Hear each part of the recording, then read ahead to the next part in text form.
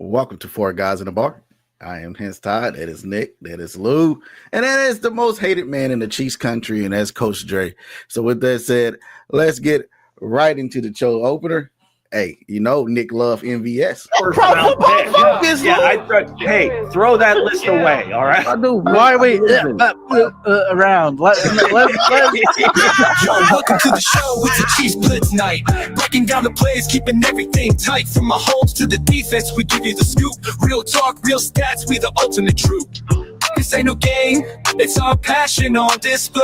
The baby himself. Chiefs Blitz podcast, real fans unite. Every touchdown scored, we ignite the night. From tailgate chatter to post-game debate, we love our Chiefs, yes, never too late. I would even bring MVS back in the middle of the season. Are you ready for the best Kansas City Chiefs insight? Welcome to the Four Guys in a Bar, sponsored by ChiefsBlitz.com, presented by UnderdogFantasy.com. Here's your Chiefs Blitz host, Nick Athan, with Lou Montagna, Andre Tillman, and Hense Todd.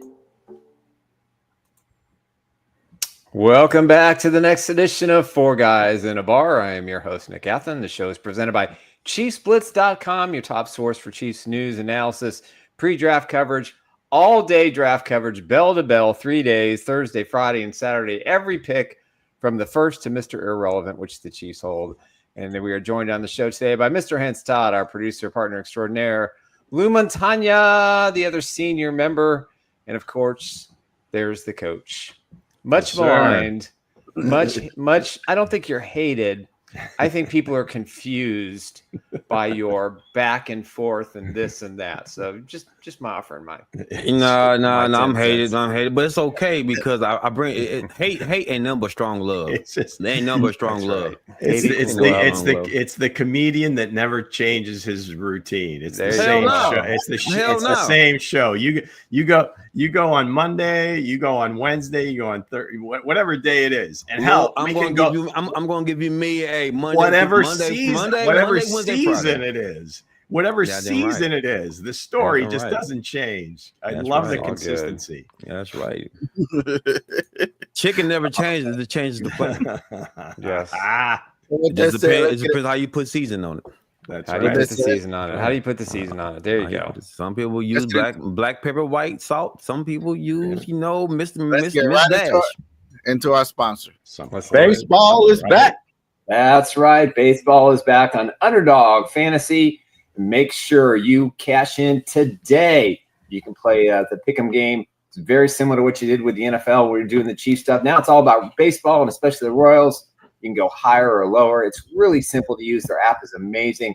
You just choose your entry fee. You decide what you want to play, and you just see the winnings coming if you know what you're doing. So take a swing today and make sure that you sign up for Underdog Fantasy, and they're going to give you a meatball right off the gamut, Bobby Wood Jr. special. So start with a W for your first entry and new customers. Make sure you use the code Chiefs Blitz. That's right. Underdog Fantasy Baseball is back. Played the last couple of days, playing one right now as we speak. It's an awesome game, a great way to get a few extra bucks in your pocket. And baseball's back. You can also bet on the NBA, NHL, and all sorts of stuff. How about we ride the Nikola Jokic wave? My goodness. Yes. I swear some of the stat lines he puts up are like the old time Wilt Chamberlain ones.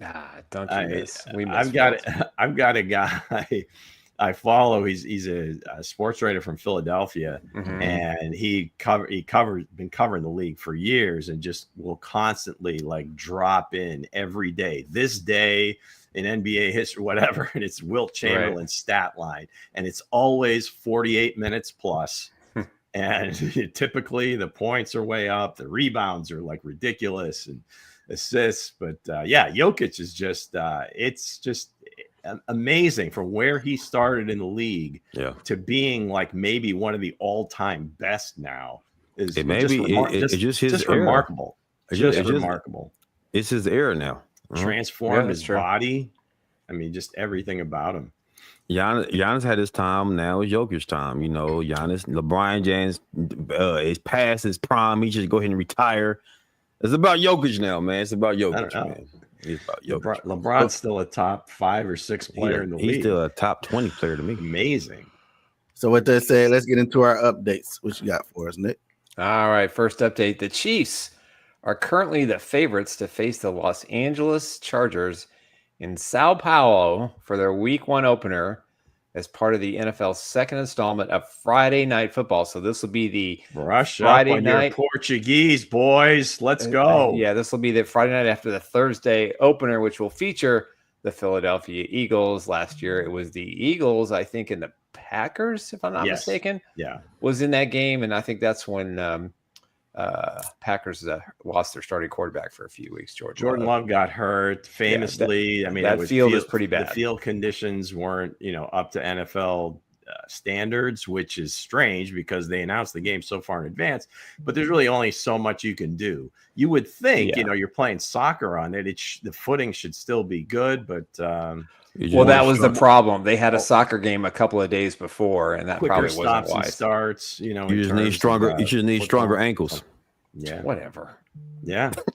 So with that said, let's get into our. Thank God you weren't in the medical field. Every player should have a transplant before they go to Brazil. Yeah, absolutely, absolutely. And Dr. Dre. Yeah. All right. Well, that name's already taken. Come on, there you go. Dr. Dre is. That's right. Update: the Chiefs have requested, per the Athletic, that the NFL make them a permanent fixture on Christmas Day. Chiefs have played on Christmas the past 2 seasons, now hoping for a third season in a row. And yes, the Chiefs in the 60s were a Christmas favorite. They also had games on Thanksgiving until, for some reason, it went to Dallas and Detroit as a constant 2 NFC cities. And I think the Chiefs are lobbying that changes. You sent the message out earlier. Santa Clark taking over. Clark. So that's interesting. So I mean, I like it. Flexing his owner muscles, man. Hey, the Chiefs, love them, hate them, dislike them, live and die by every play. They are the top draw in the National Football League, and they are doing things that no other franchise has done. And they're setting records in every big game: CBS, NBC, Netflix, Prime, ABC, ESPN. It doesn't matter what station they're on. It's generally the highest rated broadcast of the week. Well, I think they've kind of reached that level of just, I guess, hatred as well. Because whether you love them or hate them, you're going to watch, right? You just want to either you watching for chaos or you watching because you love the team. The stories that come out of it, if Taylor Swift going to show up, we're looking for somebody to really do bad things to Patrick Mahomes. I mean, whatever it is, whatever reason, they want to watch. They want to see it. It's the circus. They want to watch the Bengals and the Chiefs for real. That's what it is, guys. You got to thank Joe for putting the Chiefs on the highest pedestal. Because it was all about Joe, man. They wanted to see a real quarterback get down. So, no, it ain't. Henderson trashed the franchise today. I don't know if you saw his interview. I seen it. He just looked trashed them. I think there was kind of stealth on his part. He's normally a pretty quiet guy, reserved, very humble. Said a prayer for the boys at the end before they broke away. But I mean, the things that the owner, I don't know if it's the owner or the owners, somebody, a woman high up in the organization was quoted as saying things about him being happy with what was put in front of him and what he had made to date and so far. Oops. It's just ridiculous, right? It's just amazing that they got the deals for the wide receivers done. Seriously. You know what? Is it amazing? Or I mean, listen, guys. The Bengals' strength or their wide receivers? The Bengals' strength or their receiving core? So you got to keep that intact. And speaking of wide receivers, on brand, leave it to Dre to always take. You got to keep Batman and Robin completely wrong. The Justice League, man. You keep the Justice League on board. You know. All right. Next up, what's the next? Green Lantern is Henderson. The next item up for bids. All right. Hey, the price is kind right. of a shocker. Let's go. Wide receiver Isaiah Bond is going to be a top 30 visit for the Chiefs next week. I think that's pretty interesting. Kind of similar to Xavier Worthy, if I'm not mistaken, and would be interesting to have two really fast guys on the field for Mahomes. Again, there's no question the Chiefs are drafting a wide receiver. Yeah, it's just a matter of what wide round. receiver bashers and whatever. Please, this is standard business. They're going to be drafting receivers, I would believe, every year. They will rotate through draft picks. Maybe one of them sticks and they pay them, but just the way their business model right now is not to pay top dollar at wide receiver, and this is the best way to get like superstars for at least a few years at cost control. Yeah, and we're Bond gonna famously see some fast dink and dunks before the combine said he was going to break the record and everything else, and actually his teammate Matthew Golden ran faster. But hey, Texas receivers. A little bit smaller, a little bit faster. So hey, guys, we're gonna see some fast dink and dunks, man. That's all. Like if he come to this team, now you're gonna put him in some fast slants and dink and dunk routes. That's all it is. We're not gonna see the explosiveness for real. We're not gonna see that shit. And you know that how? Yeah, look at the season. Depressing. That shit was depressing shit. Did you watch him in college? Have you watched any tape on him? I played with him on college. Mr. Botover played with him on college, and he gave me some video work. games don't matter. Video games don't count. He gave me some work though. He did. I'm gonna date myself with this reference, but again, Coach is like the record that just keeps skipping. Yeah, you just hear the same part of the song. Listen though, Lou. Lou, man, the line sucks. There's no nuance at least he's increased his vocabulary from serviceable to two. No, serviceable is still included. Dink and dunk. Yeah. I'm just saving it for the right time. So speaking of offensive line, another update. Go ahead, Nick. That's right. The Chiefs have invited Hawkeyes offensive tackle Mason Richmond to their local pro day. He is a 4-year starter at left tackle. I like this idea a lot. I want a guy who's been out there for 3 or 4 years. If you're going to play offensive line, I think you have to have a guy who's been a starter. And he's an Iowa kid. He's a farm boy. Can't go wrong with those Iowa farm boys at whatever position they are. I don't know what round he's expected to go, but he could be that 3rd round or 4th round offensive tackle the Chiefs take. And they are spending a lot of time on the local, the area schools, Iowa, Nebraska, Kansas State, Missouri. They're doing a lot of due diligence locally here. A lot of Midwest, I think smart. Midwest players. I think that goes a long way in terms of helping build the fan base while, of course, kind of turning over every stone. I mean, it's one thing that you would go to Iowa for typically is offensive line, tight end, defensive backs recently. Defensive backs, Lou. Yes, defensive backs.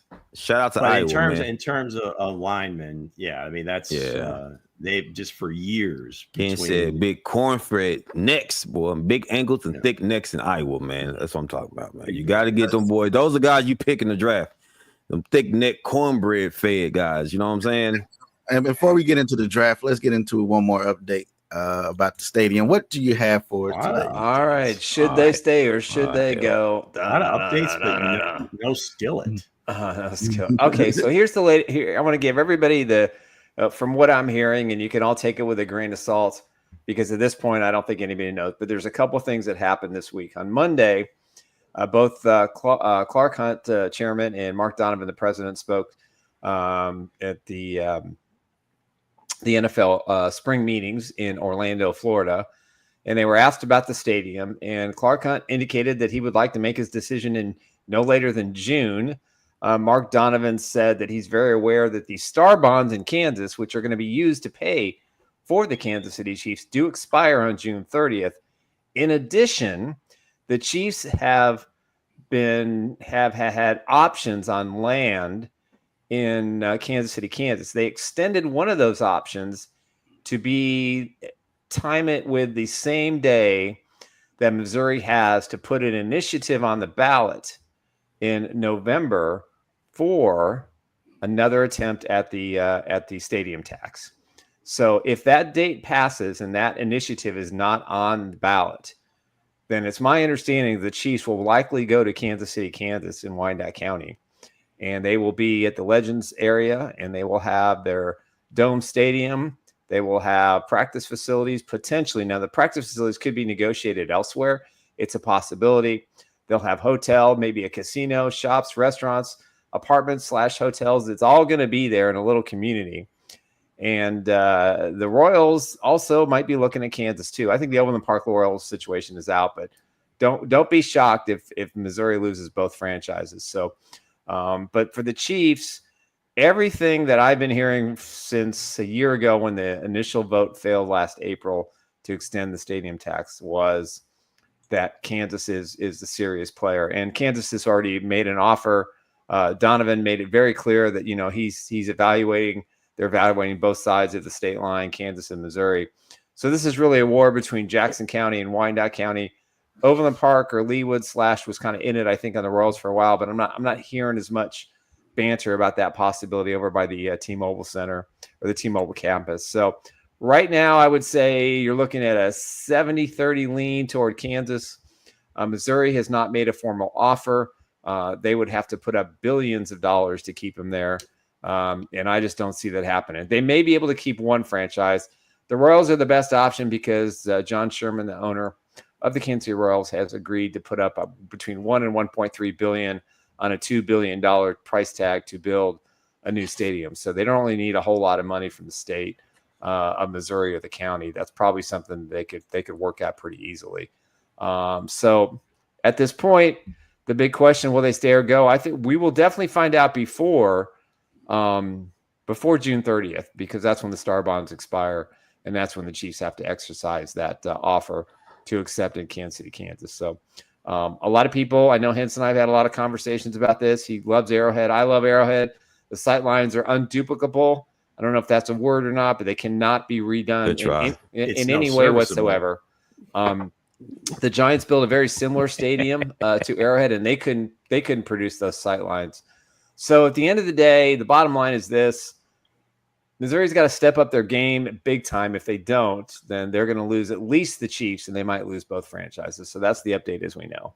Okay. Well, if you hear Kevin Warren yesterday or the day before, I can't remember, but he's the president of the Chicago Bears, and they have a similar situation going on now. It's a little bit closer. It's not in a different state, but it's along the shoreline of Lake Michigan. They've got all this property that the team has purchased, that the McCaskey family, the Hallis family / whatever. But that was his idea. That the same thing is they were going to put up a stadium, practice, condos, shopping center. I mean, they're the largest landowner in that particular city. I don't think it's Arlington Park. He said the name of it, but the bottom line is the way to maximize profits, maximize revenue for any of these teams anymore. There's not a lot of extra places they can go and do that. So outside of the television revenue constantly climbing up, what's the next thing? Build your own little Chief city. Build your own little city. You own it. Yep. Sure, property taxes or whatever, but now you're probably getting they won't pay those either. Exactly. And you're getting all sorts of inducements to even come there and build it. Yeah. And then maybe you get like 20 years of tax abatement. In other words, you're not paying them. And it's kind of a win-win all the way around. Yeah. I don't know how much Hense nostalgia is worth. But I said it a few weeks ago and I still believe it. I think Clark at the end of the day wants to make his name, his impact on the franchise. Yeah, I think so. Which he's clearly done. Not just pick up the ball and run with it, but now actually build something that, again, the legacy continues, but now he was the architect and not his dad. So yeah, well, we'll see. Yeah. And all this could have been easily taken care of a couple of years ago, but all the infighting in Missouri, from the mayor's office to Frank White to the changeover of the legislation in Jeff City, it just is a bad combination. And, listen, they've always catered to St. Louis, and they just haven't catered to. Oh, by the way, they've lost 2 teams. And they believe they can get They believe they can get an NFL franchise, and I just don't see it. So I just don't. I don't think it's possible. So we'll see. Well, we should see. Well, we lost Dre. Yeah, So, he had somewhere to go, so we didn't get to banter on him as much. Is that how we're dressing it up for the fans? There we go. Hence, just John. kick them off. Come on, man. Nail on the head. So with that said, man, let's get right into it, man. Let's get right to the Chiefs. What you have for us? All right. So we do have a draft coming up. So we will continue. We will continue along the lines of the Chiefs drafted who? Now, I know we talk about, I mean, when we had the contest, 3-point line, no layups and so forth, but in the spirit of making this, I don't know, fairer or give you guys more of an opportunity to get these right. Fairer. I took it down a notch. So if you guys want to play along in the chat, go ahead, but please give the panel an opportunity to answer, and then we'll let you guys come in as we see fit. Of course, brought to you by our friends at Underdog Fantasy Sports. Okay, here we go. So the tight end position, we've been like knocking it around. Geez, should they draft a tight end? Mason Taylor. Wow, if he's available, Terrence this, that guy, and Arroyo, is he going to be available? Maybe, but they did draft a tight end last year, Jared Wiley. So who was the last tight end before Jared Wiley to be drafted by your Kansas City Chiefs? Noah Gray. Hensley, look at that right off. We're back to the layup that was line, way too easy. Right to the glass. 5th round, 2021, 50 Shades. Okay, so we'll stay in that draft. They had another 5th round pick, which came after Noah Gray, several picks later. So, Nick, who did the Chiefs draft with that second 5th round pick?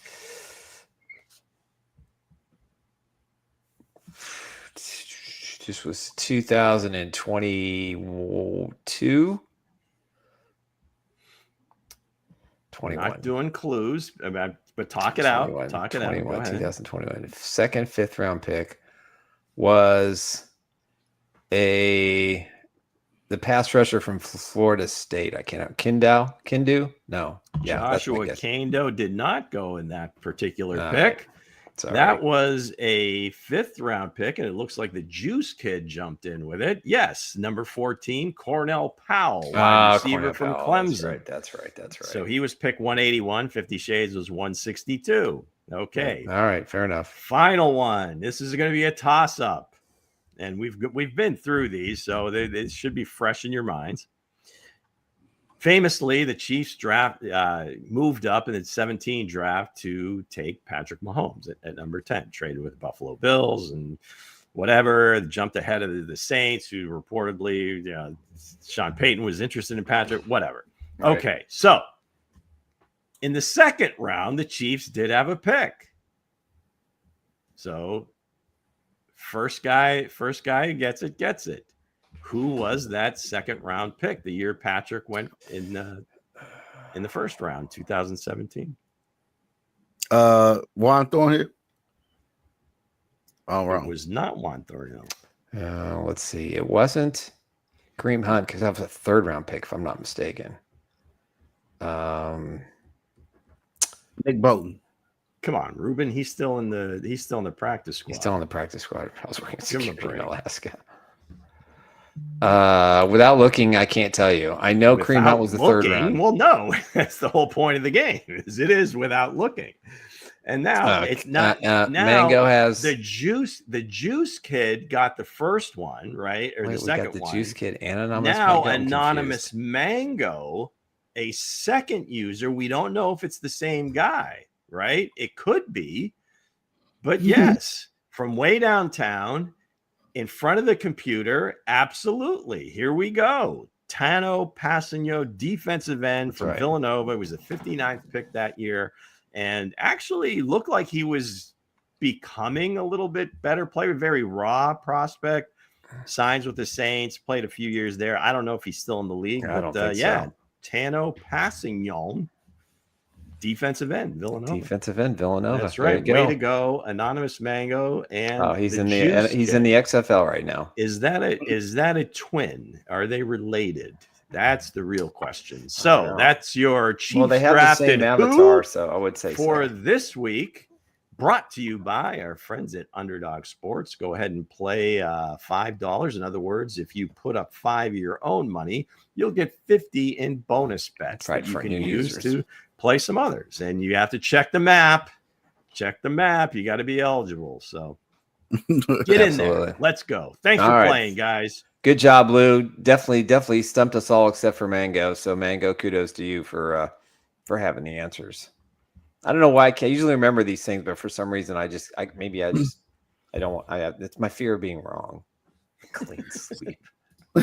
So with that said, let's hear from Underdog one more time before we go into our top five draft quarterbacks. Baseball is back. That's right. Baseball is back on Underdog Fantasy. Make sure you cash in today. You can play the pick'em game. It's very similar to what you did with the NFL. We're doing the Chiefs stuff. Now it's all about baseball, and especially the Royals. You can go higher or lower. It's really simple to use. Their app is amazing. You just choose your entry fee. You decide what you want to play, and you just see the winnings coming if you know what you're doing. So take a swing today and make sure that you sign up for Underdog Fantasy, and they're going to give you a meatball right off the gamut, Bobby Wood Jr. special. So start with a W for your first entry and new customers. Make sure you use the code Chiefs Blitz. And no, I didn't lose the Chiefs Hue music. It's StreamYard muffles it sometimes. So there you go. We need everybody focused on the questions, the music, a little distracting. But Nick, for the non-educated baseball, maybe newcomers to baseball, when you say they're giving you a meatball, are they actually giving you an Italian? Yeah, I think they were doing that as a promotion. Or is when you say meatball? Yeah, they were doing like one of the games you can play is plate appearances, and I think they were giving him a 0.1, which obviously he's going to have more than one plate appearance. Okay, so meatball is basically like an underhand toss. There are a lot of specials that they run. You just have to log on and register. It's basically a gimme is what we're talking about in terms of the actual term. They have things like that every week. You don't get an actual meatball. Well, no, you don't get pasta with it either. Well, hey, that's what I'm looking for. Come on. So with that said, let's get into our top 5 quarterbacks list. What we have coming out the draft is the 4 guys in the bar, top 5 2025 draft quarterbacks. And we're going to go off with We've only got 4 up there, Hensley. Well, yeah. We can fit everything. The 5th is only one that's hidden. So, hey, he's the guy that no one's talking about. Keep him guessing, man. Keep him guessing. So let's go ahead, Lou. What you have on your list for us today? And I didn't get to change the 4th one. So okay, very good. So I don't know that. There's really not many surprises here. I think the real surprises are going to start if and when Cleveland and the Giants don't pick a quarterback, right? So they both have huge question marks at that position. So this is what makes Shedeur Sanders such a kind of like lightning rod for this draft, because it appears as though he is the number 2 quarterback. At least that's what, the way people are looking at it. That's the way I'm looking at it. He and Jackson Dart, I would say, are a lot closer to one another than Shedeur is with Cam Ward. Cam Ward, I think, just from an athletic standpoint, from a playmaking standpoint, has a little bit over Shedeur. Cam also went to several different schools, starting out at Incarnate Word down in Texas, goes up to the Palouse, play at Washington State, and just really kind of wowed the Pac-12, but sort of an anonymity because of where they played and maybe the times that the games were on. But when he goes to Miami and he starts doing these things, he really got noticed, because I thought he was coming out last year, but obviously his agents and people got in his ear, and this was a very good decision because now he's arguably going to be the first pick. So And Dart, another guy, I mean, he was highly recruited to USC, played there for a year, goes to Ole Miss with Lane Kiffin. Say what you will about that offense or whatever, but just watching him kind of conduct things the last 2 years, he just seems like a kid that's in control of that offense, making checks at the line of scrimmage. So this is what you look for, those NFL traits that, it doesn't have to be kind of like this whole learned thing, getting under center, doing all the things that you have to as an NFL player. So I would have those two guys together. Now, I did not have, who'd you have up there, Hense? Did you have Ward up there? Yeah. Okay, so my fourth guy actually is Quinn Ewers. Now I don't want to say this is controversial. I think a lot of these guys are very tough to separate. The reason I would have Ewers fourth is just because of with him, I think it's inconsistency. He's got all the traits. He makes some amazing NFL throws. It's just that every so often, he makes one of those throws that you just think, what is he doing? I mean, what's happening here? Right? I mean, how does this guy make that throw like at the end of the Arizona State game to Golden for the touchdown to get him to overtime, which was just a laser downfield, and then just make some of the boneheaded plays, injuries, say what you will. But I just think that he gets with a quarterback coach, gets a chance to see what it is to be play with a professional quarterback. I don't think he's going to come in and start right away, no matter where he gets drafted. I'm guessing, if one of these teams that didn't get a quarterback drafts up, trades back up into the late first round, you might see Quinn Ewers taken. But I think he's got a chance to be really good. And then Milroe, he just has all the physical traits. And he's another guy that you see sometimes he just will make a throw and it's like, oh yeah, there it is right there. That's why he's a prospect. But then again, he'll just make some boneheaded decisions. And again, it just comes with reps. It comes with playing in a pro system. So I think it would take some time, but he would be certainly in that conversation for somebody that you might see again, trade back up into the high 20s, low 30s, obviously, into the bottom of the first round and say, okay, we just really like it. And so the Giants and the Browns are both picking at the top of the second round. So let's say, okay, we don't think Shedur's good enough to take at 2 or 3. Let's get a superstar, Abdul Carter, Travis Hunter, right? And we'll get one of these quarterbacks, because at the end of the day, especially for the Giants, they just signed Russell and Jameis. I'm not saying they're the long-term answer. Obviously, they didn't pay them like they were, whatever. But if you watched Hard Knocks and you see the Mara family, the Tisches, for them to bring Shedeur in to that quarterback, I mean, that I think would just be a media circus until they name a starter. And then as soon as somebody, that whoever that starter is messes, it's just going to be a mess. But yeah, those are the way I have them. And then below them, I would say Kyle McCord, the Ohio State kid that transferred to Syracuse, really stepped up his game at Syracuse and has done well in the pre-draft process. Will Howard, national champion, winner wherever he plays. I don't know if he has all the physical gifts, but I think that's a guy that is a leader and will have a chance to play in the league. Tyler Shook, the kid from Louisville. Again, he's a little bit older, been at a few programs, done very well. We'll see. I don't know how pro teams, have him rated. And then finally, Riley Leonard.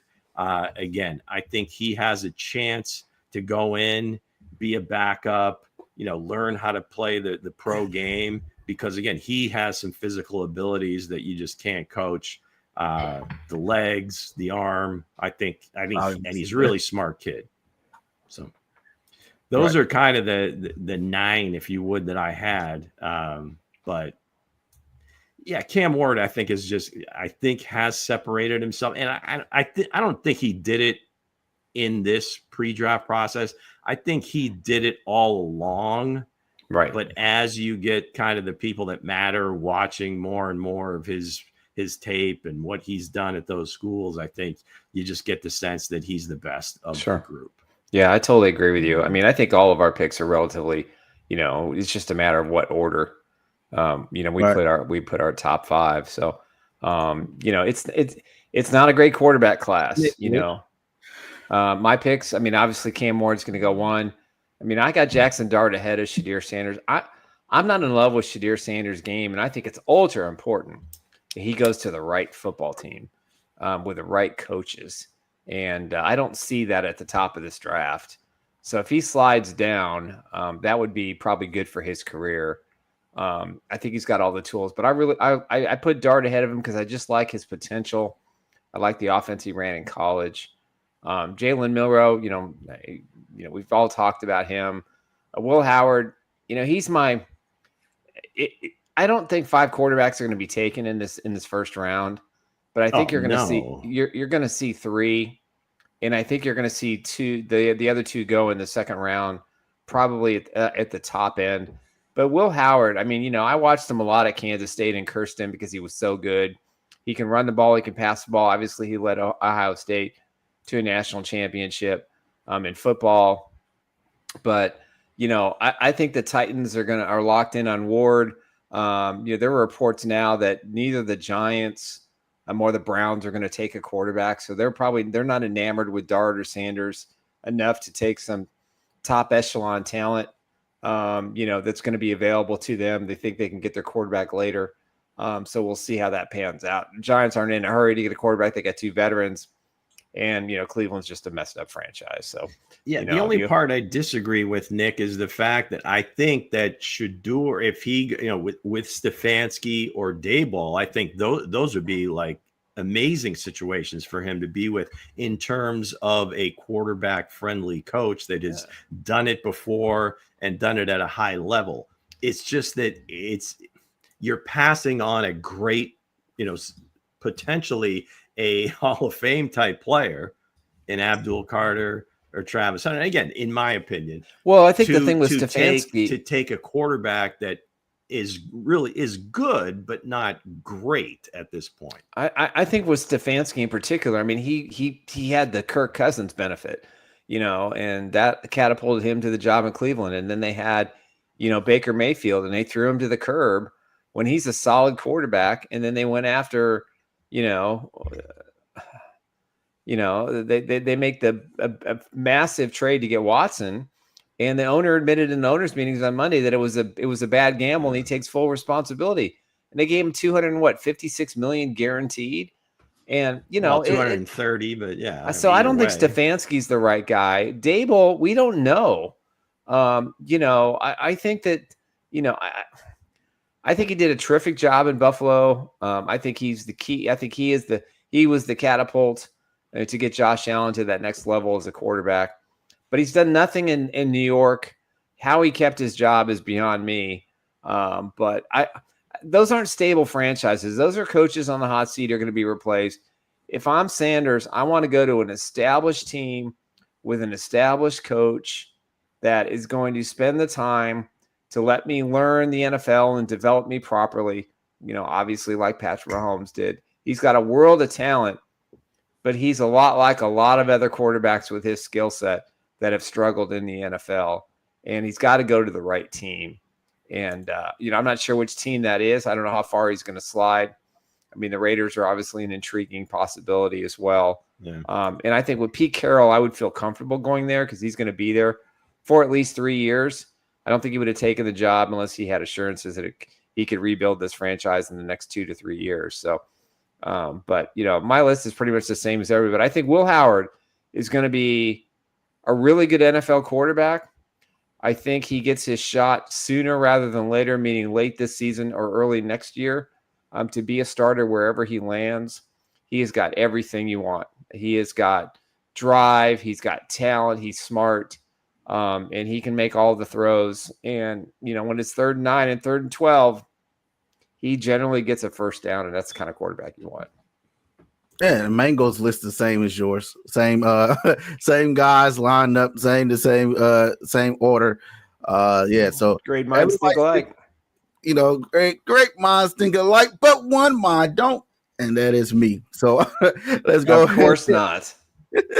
Let's go ahead and look at my board where I have it there. Hey, I have Sanders number 1. You know what I mean? I like what the kid did down there at Jackson State. He brought it to the Big 12, and he still did it there. I got Jalen Merrill. I got him at number 2. Kim Howard. Yeah, is he that? I don't really think he's that top of the line quarterback. He's not like a Patrick Mahomes or he's not like a Joe Burrow or one of those guys that's coming out the draft and like you say ooh ah. But other than that, man, hey, Jason, Dart is one number 4 for me, and Will Howard as well. But Kim Howard, I don't know. I'm just not sold on him. You know what I mean? I'm not sold on him. You know what I mean? Maybe because this is not a great quarterback class. A lot of people saying it's not, but you never know what, a lot of people said a lot of drafts wasn't that good, and guys still turn out to be Hall of Famers and everything else, even Tom Brady, where he slid at in his draft, when he got drafted, because you never know what these guys going to turn into. But looking at the tape, if I really had to choose a quarterback on this list, had the upside, potential to be a great quarterback with the arm, the legs, today's type of quarterback that everybody is choosing in draft, it'd be Jalen Merrill. From Alabama. The kid is built very well. Now, whoever drafts him, get him in get him in a room. It's gonna be amazing. I know Ruben says Sanders has a noodle arm. Hey, maybe, but hey, his noodle arm got Travis Hunter all the way into the, with it leaves him with a Heisman Trophy. So he doesn't have what you hear when you hear Scott's talking about a cannon, but it's strong enough. I mean, he can make all the throws, so it's not elite. Nothing. I don't know that anything that he does or he has is elite. I think the first thing you think of was, well, geez, it's Deion's kid. He must be a burner. No, he really isn't. He's like Patrick. He's fast enough, right? Mm-hmm. If he needs to get away, he can move in the pocket. But he's really like an old school quarterback. He will stand in the pocket, staring down the gun barrel, and he'll wait till the very last second to let it fly. Right. And that sometimes works in his detriment because he took a lot of sacks. Milroe is just, I think Milroe to me is like Anthony Richardson, but he's played more games, right? And he's played for a better college team. So I think that's the worry, from some pro teams. Now there's going to be some teams that are just say, I don't care. We can work with that, and we will, but maybe not in the top 5 or top 10. So we'll see. Yeah, we'll see. I mean, all 5 of these guys are going to get drafted, and I like the kid from Texas too. Ewers, I still think. I mean, he could be in the top 5 very easily if he reaches his potential, because he's got all the skills, right? And he's gone through some things of taking the NIL money to go to Ohio State, and then kind of getting there. Like, wait a second, it's this cold all the time, or whatever it was, and he never played a game there. Transfers back down, goes down to Austin, and played for Sark. So I mean, there's something to be said about that. Yeah, but I think he has a real chance. I mean, I wouldn't be shocked if 10 years down the road he could be like either the worst of this group. He could also be the best. Yeah, he's gonna fall. So that's it. I think it's all on him. It's all with him. It's all between the ears, and we'll see. How willing he is to stick to a program, to work with a veteran, to work with a quarterback coach, and whatever he needs to do. Let's see him. Put the work in and see where. Speaking of Sanders, man, he didn't have a fair shot because that offensive line, and he still did great, right? He still got the target that he was throwing to a Heisman Trophy. Think about if he had a good offensive line, good protection around him. Maybe he would be the number 1 pick. The way the Cleveland Browns owner talked about Deshaun Watson, I can't see them not drafting a quarterback with that number 2 pick. They're not going to do it. I can't see them not like. Why There's not? not one good enough. There's not one good enough. Yeah. Well, that's the problem. That's in the eye. That's in the eye of the beholder. I do not want to go with a coach on the hot seat. It's just stupid. Yeah, you look. It's the coach on the hot seat. Well, but again, at the end of the day, how many coaches in the league are not on? Well, no. I think the Browns, 10. The Browns and the Giants coaches are on the hot seat. They should have been fired last year. They weren't. They got another chance. Well, I think that speaks to how good of coaches they are. I mean, Daboll did or get the to cheap the playoffs. Owner doesn't want to pay the buyout money. Did get to the playoffs with Daniel Jones. They won a game. You can say whatever you will about that, but they did. Stefanski's been coach of the year twice. When he had Baker, they were a functional team as he kind of matured and was getting a little bit better. He got his feet under him. And then they just the owner lost his mind and just said, well, this isn't good enough. We have to go get great. And then he brought in Deshaun Watson, which there you said it. Yeah. A couple days ago, he finally, admits that maybe he was in on that a little too much. I don't know that the analytics guys in their front office, that was really their first choice, but I like those two guys. They may get fired, who knows, but any other coach, could get fired. I mean, we see it every year. 25% of the league, it seems like every year, is looking for a new coach. Yeah, I could see both of them. I could see both of them gone mid-year easily. But looking into that, looking at these quarterbacks that's coming out this draft, where did they go? Where did the GMs go wrong? We're not drafting Patrick Mahomes, right? A lot of people said his footwork was not there. A lot of people said he can't read defenses, and a lot of people said, and thinking of that quarterback class, what's his name? The kid from Chicago. I can't his name. Trubisky. Yeah, and the Deshaun Watson, that went ahead of him. Patrick Mahomes turned out to be the best decision that probably was made and go down in history besides Tom Brady. What do you guys think? Here's the question, Hense. And maybe I'm putting Coach's hat on right now. Coach Dre's hat on now right now. Do you think that if the Chiefs had drafted Deshaun Watson, sits the first year behind Alex Smith, takes the same path as Patrick in that locker room with this coaching staff and everything else, not to say that he would have replicated exactly what Patrick did, but do you believe that maybe he wouldn't be in the situation he is right now, where the whole thing in Houston, where it just kind of unraveled and everything, his personal life, all that stuff? And I'm not saying that the Chiefs made a mistake. No way. I mean, that was the right decision all the way there. But if you look at it on the surface, he had won a national championship. He was the reason why they won a lot of games and played for a couple national championships.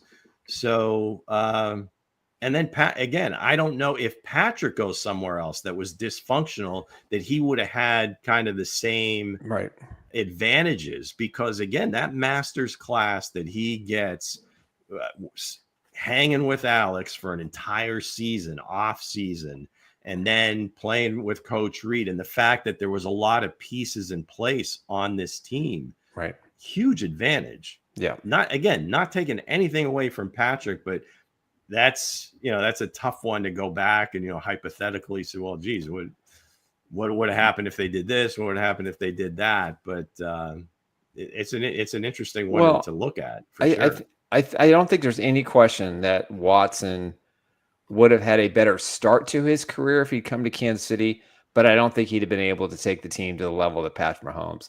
I mean, when the Chiefs were determined to get a quarterback in that draft.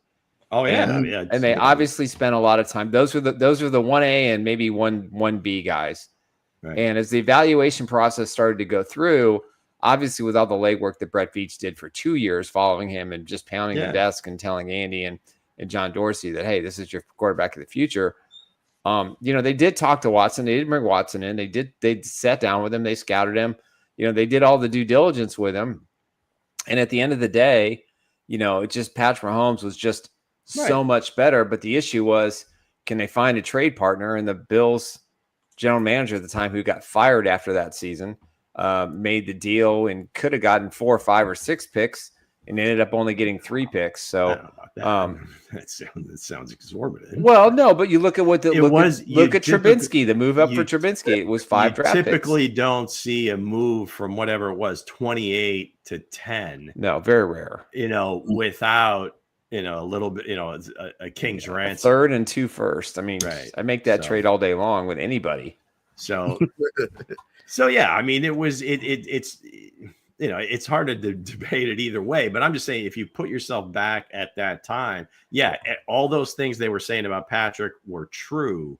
I think the Chiefs had the foresight to say, okay, we know all this. That's not what he's going to be. We kind of see what he's going to be, the character that he had, to quote EB, the competitive prick that he is.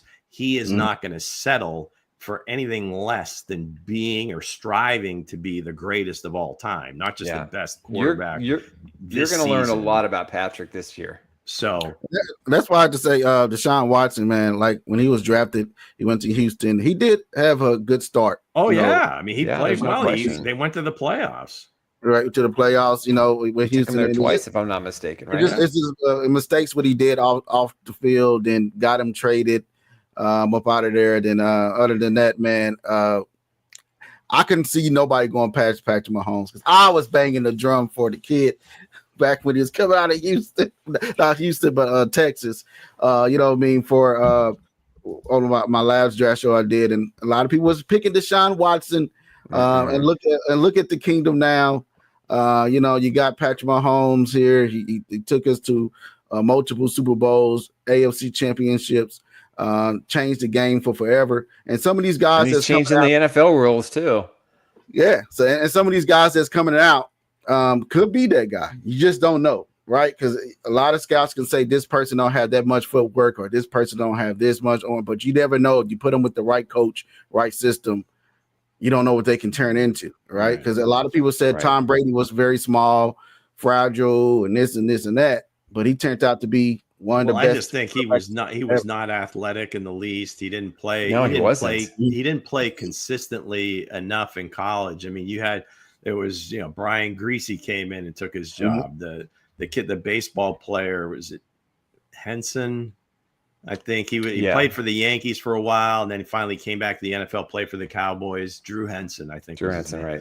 So there was a lot of them. You see the pictures. I mean, he just wasn't, but he was a big dude. I mean, 6'4", all of 6'4". Everything else was, I mean, the size. I mean, he was like the prototypical quarterback, except for everything else.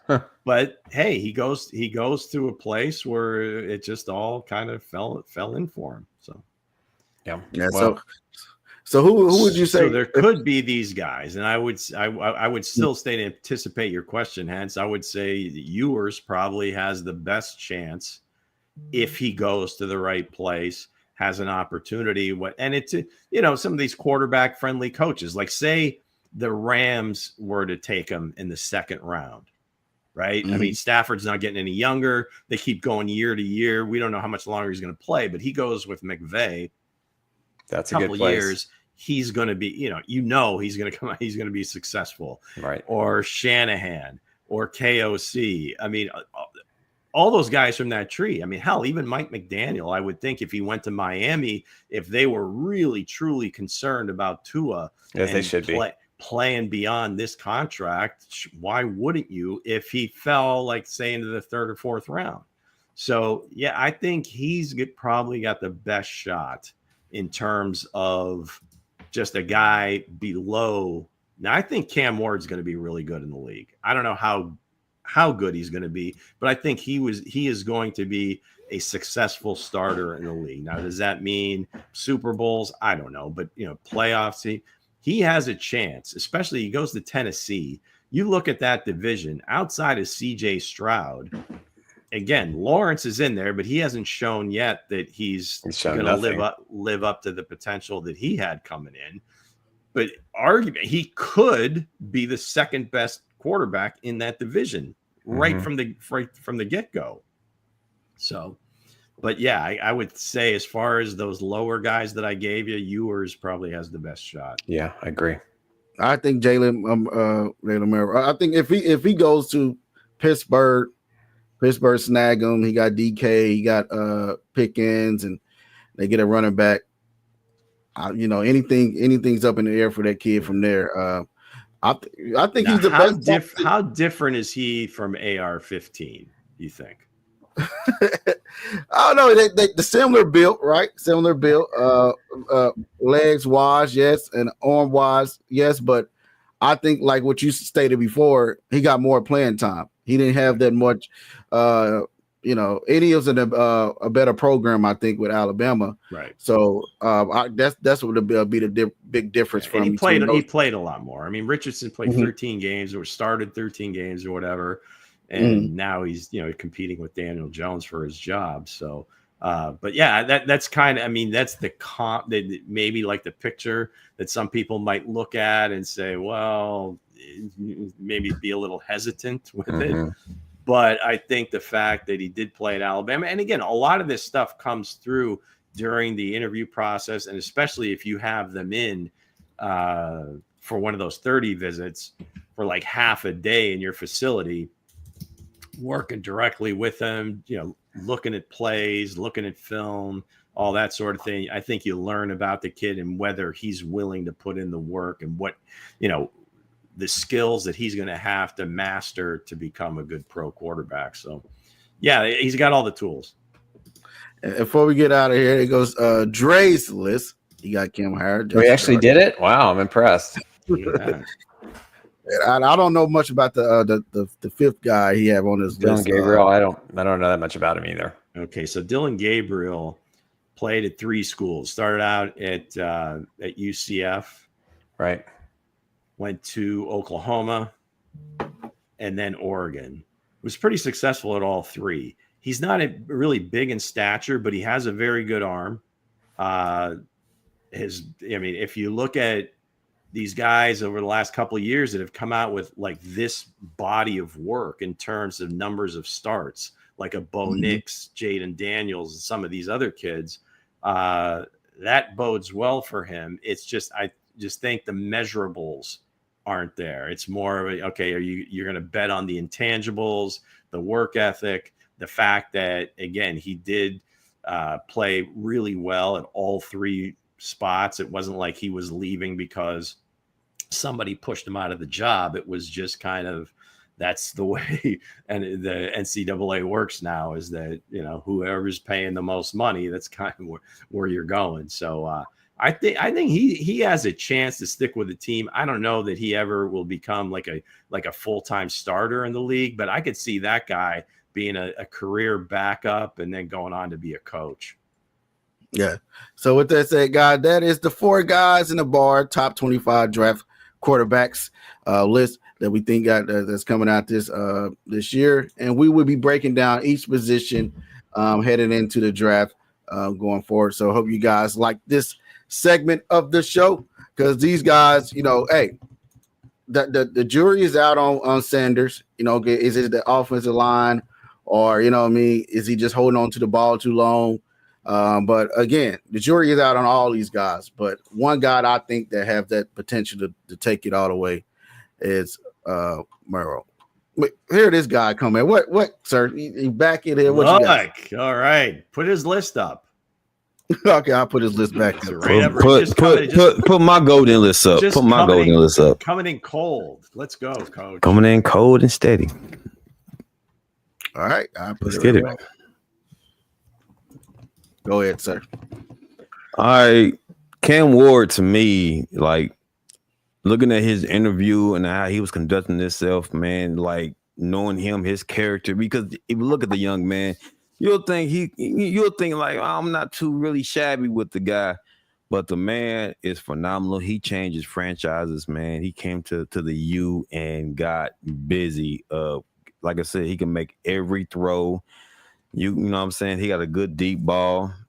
He's very poised, and his feet work was very questionable. He had very questionable feet work in that pocket, So I'm like, man, I was kind of shabby on him, a little bit, but seeing his progression, man, in the pro days, man, and seeing him really evolve was amazing. So he's going number one for me because I do believe he can change the franchise. And Jackson Dart from Ole Miss, the guy got great upside, man. He can sling that rock. You hear me? He can sling it. You know what I'm saying? He got that Josh Allen arm a little bit. You know what I'm saying? I ain't gonna put too much on it. He just got that Josh Allen arm. I like his athleticism too. I like his heart. I like his grit. A lot of these quarterbacks doesn't have grit, but Jackson Dart does have grit. I love his body of work. He has an X in his name. All right, on, Jackson. Hey, man, this is my list, Lou. You know, hey, his younger brother's named Diesel. Come on, really? Yeah, Diesel Dart. I didn't know that shit. So Shedeur Sanders was coached up. You know, everybody know who his father is, Deion Sanders and whatnot. But Tom Brady honestly was like teaching this man the fundamentals of the game. And like if y'all haven't watched the Colorado game, y'all should. The man was putting up decent numbers with a bad offensive line, and he's very poised and he's fearless. He stays in that pocket. He's going to stay in that pocket, you know. And I was impressed with that. Man. You know, sometimes you're looking at a quarterback, you like, man, he's been sacked, you know, maybe holding the ball too long. You know, for me, from what the eyes can see on my end, gentlemen, the man knows how to sling the rock and be poised in the pocket, man. He does know how to be poised. And trust me, he got his ass kicked all behind that damn Colorado offensive line, but he still was very productive. So didn't miss many snaps. Hell no, he didn't. Snaps. I mean, he clutched too. Very clutch. And Will Howard from Ohio. I like him because he's a big time guy, man. I feel like he went to the bowl game and produced very well. He wasn't scared of the moment. And he put up some decent numbers. Definitely wasn't scared of the moment. So that's why I got him at number 4. And then we got my guy from Oregon, Dillon Gabriel. If I said his name right, Dillon Gabriel.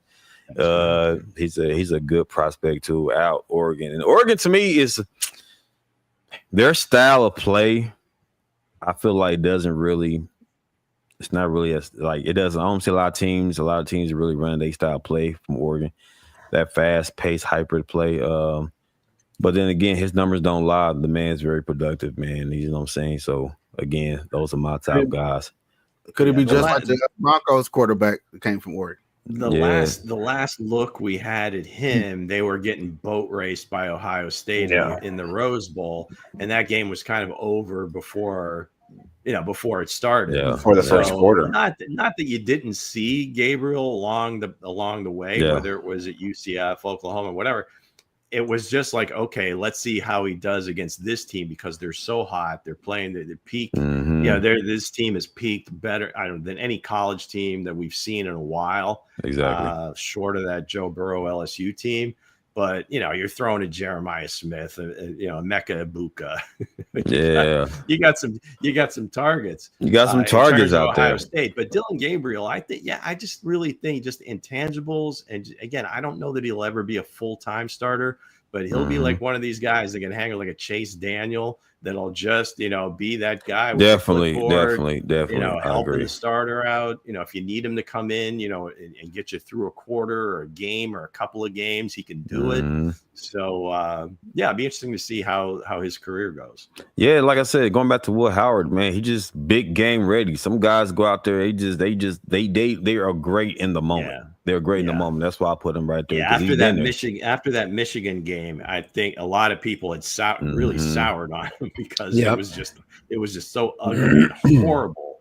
But then the run he goes on in the playoffs was just, okay, this is who we signed up for in terms of Ohio State. Boy, that boy calmed his nerves down and got busy, didn't he? Yeah, but again, I think Shedeur showed me a lot too because again, Colorado's offensive line was bad.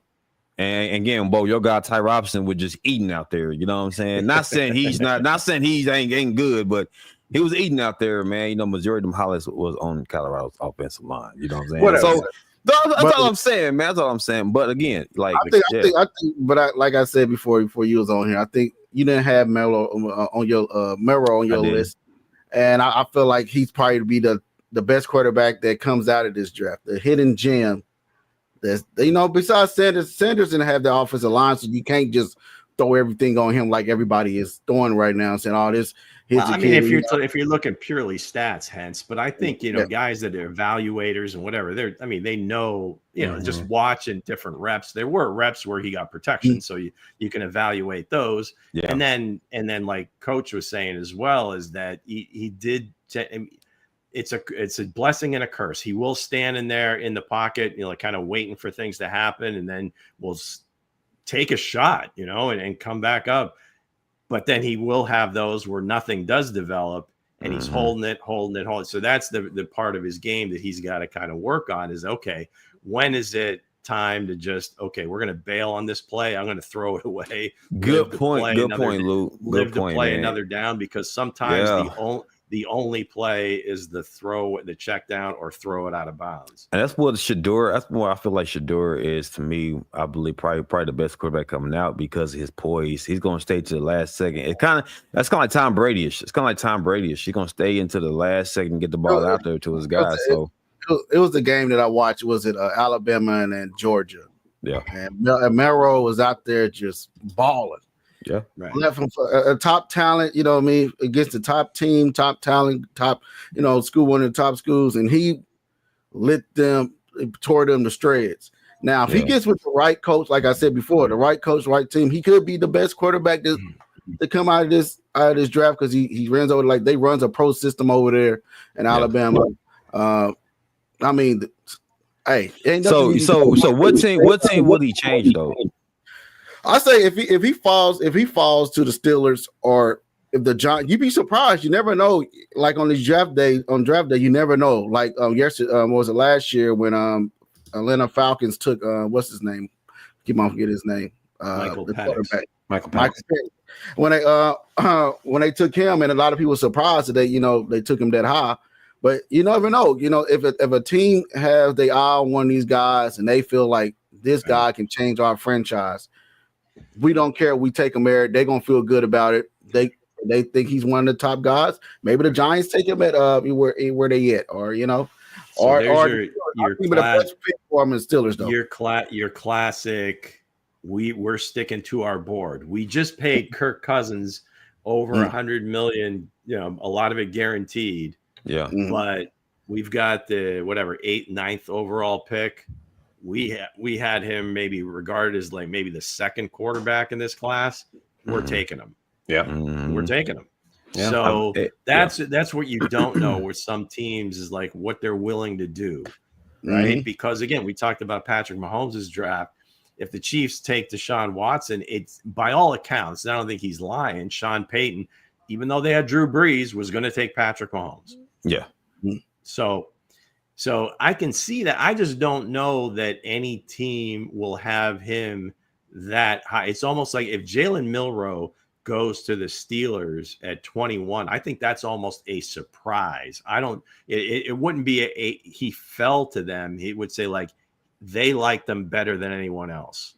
Yeah. Because my idea is that the Seahawks take them. If one of the teams trades back in late, the way that the Ravens did when they took Lamar, because they had taken a tight end earlier in the round. It wasn't, they could have taken Lamar then, right?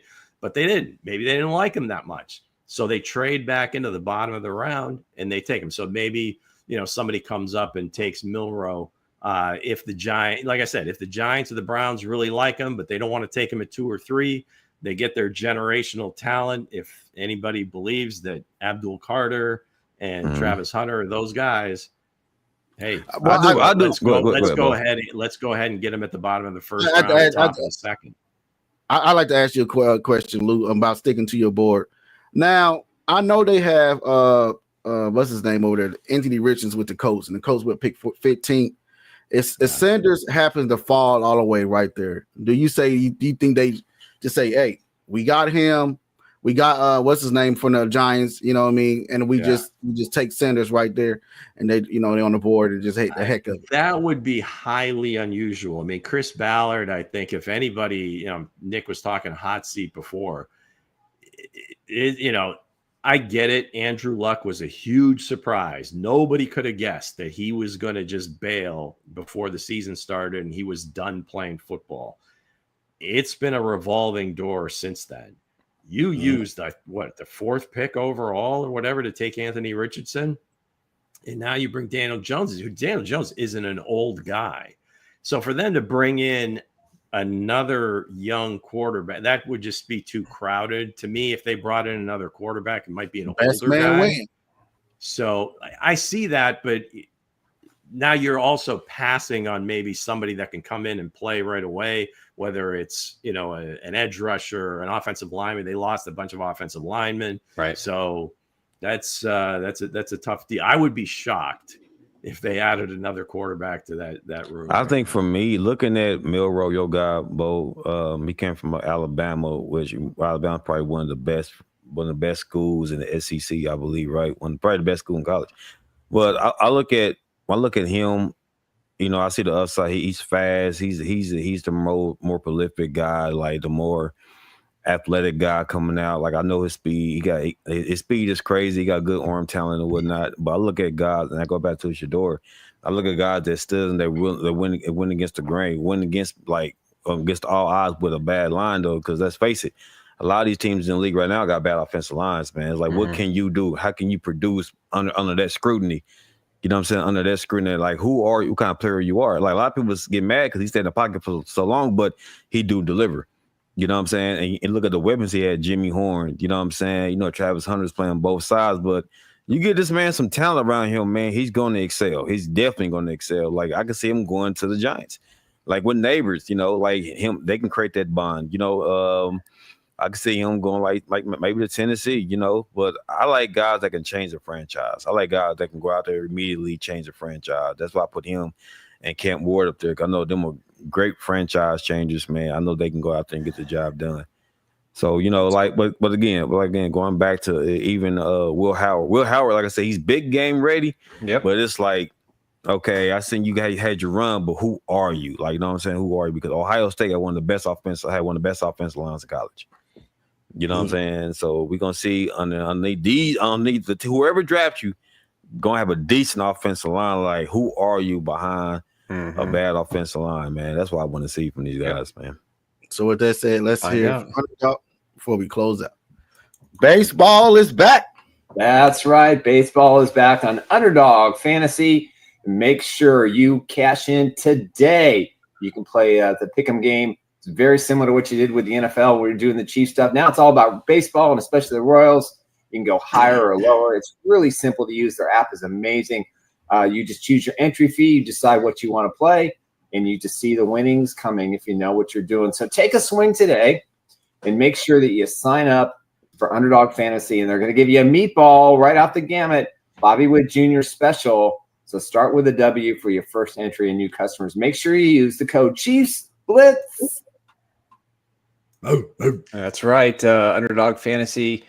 You can play the game today. Baseball, NBA, hockey, college basketball. You got the Final Four this weekend. Great games on Saturday. It's an awesome game. Can we find out from our friends at Underdog if they're going to do anything for the draft? They are. We don't know what those details are yet. Okay. All right. That should be interesting. I mean, yeah. So with that said, see you guys Friday. We have your next position coming up soon. Yes, sir. Absolutely. Let's go.